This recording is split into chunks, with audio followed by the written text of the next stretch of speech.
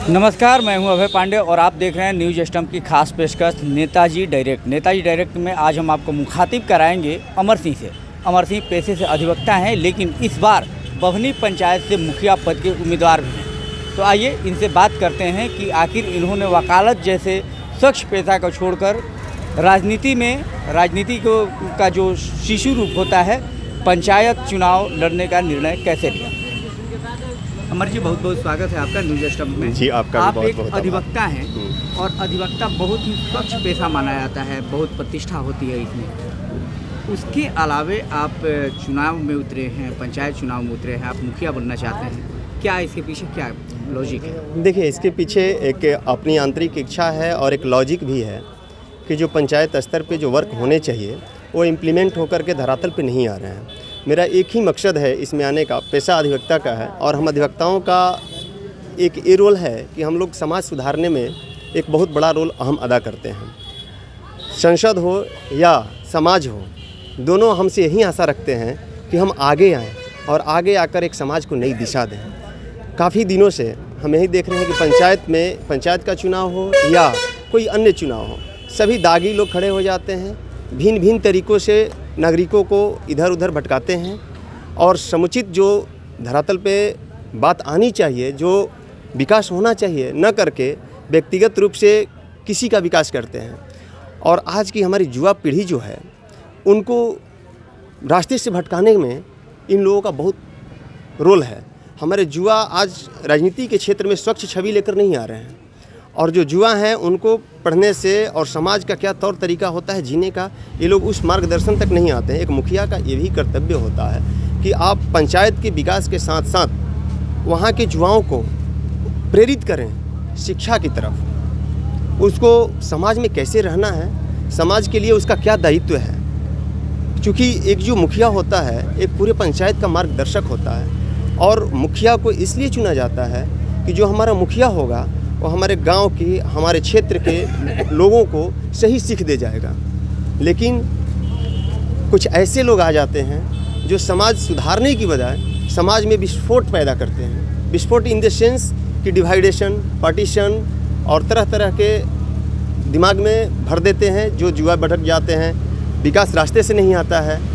तो हमारा मन इसलिए हुआ आने का कि हम अगर अपने पंचायत के विकास के लिए आगे आते हैं तो हमारे पंचायत की जनता हमको आशीर्वाद देगी, क्योंकि हम एक स्वच्छ छवि के हैं, हम ईमानदार हैं और अधिवक्ता के रूप में कार्य कर चुके हैं। और पंचायत व्यवस्था में, पंचायती राज व्यवस्था में क्या क्या चीज़ें हैं जो जनता तक पहुंचनी है और कैसे इसको पहुंचाना जाए, वो अब एक अधिवक्ता से बेहतर कोई और नहीं जान सकता है। देखिए, आम तौर पर क्या हो गया है कि मुखिया हो, जिला परिषद हो, विधायक हो या सांसद हो, उसको लेकर के लोगों के अंदर एक रहता है कि भाई अगर वो ज़मीन पर चल रहा है तो वो सांसद नहीं हो सकता है, मुखिया नहीं हो सकता है, विधायक नहीं हो सकता है।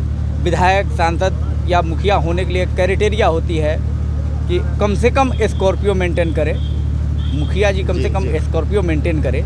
तो ये धारणा है, इस धारणा में आप कितना फिट बैठ पाइएगा लोगों के बीच? देखिए, मेरा मानना है कि आपका रुआब और रुतबा दोनों गाड़ी और पैसे से नहीं होता है। रुआब और रुतबा आपके संस्कार, आपका समाज में योगदान और आपकी शिक्षा ही सबसे मूल चीज़ है। इसके आगे स्कॉर्पियो बहुत छोटी चीज़ है। स्कॉर्पियो हो या दर्जनों गाड़ियाँ हों, इवन कि आप बहुत बड़े पूंजीपति हों, लेकिन एक कलम के आगे सब कुछ फीका है।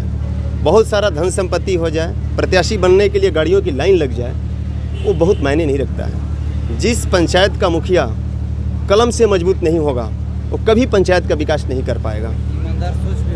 ईमानदार और स्वच्छ व्यक्ति, और जिसके हाथ में कलम हो, कलम की ताकत से बढ़कर कोई ताकत नहीं होती। और समाज सुधारने के लिए हमारे पास जो एक कलम है और जो हम लोगों को पढ़ाई दी गई है अधिवक्ता के रूप में, जो हमने सीखा है, वो एक अमूल्य धरोहर है हमारे लिए। हम उसी को लेकर के अब पंचायत में आए हैं, और हमको इसमें कोई गाड़ी और रुतबा की कोई वो नहीं है। मैं पैदल ज़मीन से जुड़ा हुआ व्यक्ति हूँ और अपने पंचायत वासियों से यही अपील करूँगा कि हमको ज़मीन से ही जुड़े रहने दें।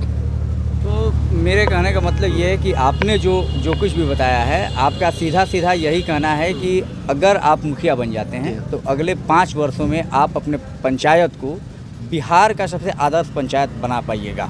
बिल्कुल। तो अगर आपको मान लीजिए कि आप मुखिया बन गए, आपने कोशिश की अपने तरफ से, लेकिन उसके बाद भी बहुत सारे लोग होते हैं आपके नीचे भी और आपके ऊपर भी, जिनका भी योगदान होता है। जैसे आपके नीचे जो लोग होंगे, वार्ड होंगे, आपके ऊपर होंगे जिला परिषद होंगे, सरपंच होंगे, तो अगर वो लोग अगर आपके साथ कदम से कदम मिला करके नहीं चलेंगे तो फिर तो ये सफ़र आपके लिए मुश्किल हो जाएगा। वैसे में आप क्या कीजिएगा? देखिए, आप अगर सही हैं तो आप जैसा रहेंगे, आपका जो परिवार है, वार्ड जो होंगे हमारे परिवार होंगे, हमारे एक विंग्स होंगे, तो जो आप होंगे आपका विंग्स भी उसी तरह से काम करेगा।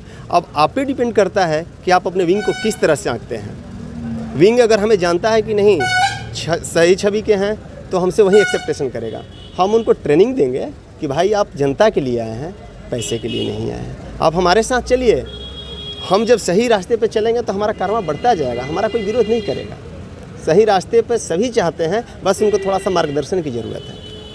हमारे वार्ड भी सही ही होंगे, ये मुझे पूरा विश्वास है। अमर जी, आप आम वोटर को भी कोई संदेश देना चाहिए क्या? जी हाँ, बिल्कुल देना चाहेंगे। हम आम वोटर से अपील यही करेंगे, खासकर युवाओं से, कि आप अपना जो बहुमूल्य वोट है उसको बहुमूल्य नहीं, उसको अमूल्य कहिए, जिसकी कोई कीमत नहीं है।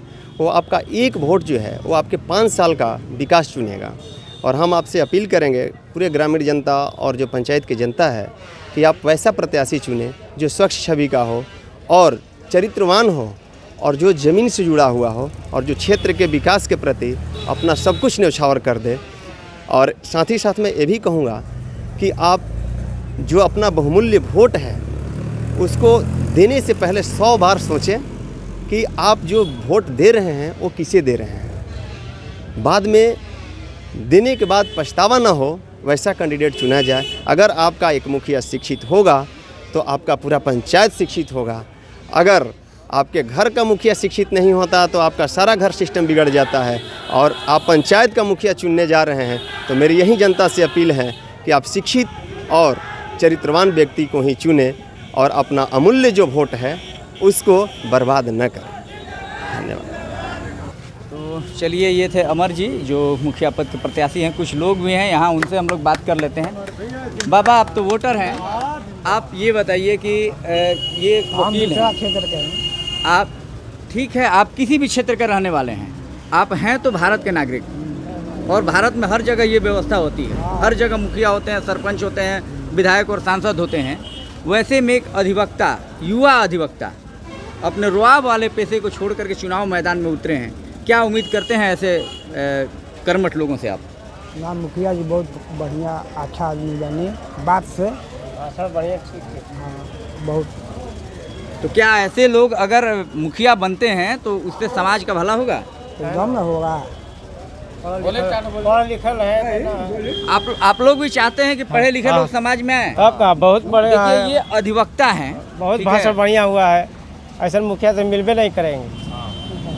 तो मतलब आप लोग का ये है कि पढ़े लिखे लोग ही मुखिया बने? सबका ठीक है। तो चलिए, आपने अमर जी को सुना, इनके जोश और जज्बात को आपने देखा। इनका सीधा सीधा कहना ये है कि ये पंचायती राज व्यवस्था में एक क्रांति लाना चाहते हैं। ये चाहते हैं कि पंचायती राज व्यवस्था की जो खामियां हों वो दूर हों, और पंचायत अगर सबसे निचला स्तर होता है तो विकास की शुरुआत देश में वहीं से होनी चाहिए। लोगों का समर्थन भी इन्हें भरपूर मिल रहा है, लोग भी इनकी बातों से प्रभावित हैं। बहरहाल ये वक्त बताएगा कि मुखिया जी को या इनकी सोच को लोगों ने कितना पसंद किया है। कैमरामैन शशिकांत के साथ अभय पांडे, न्यूज़ स्टम्प।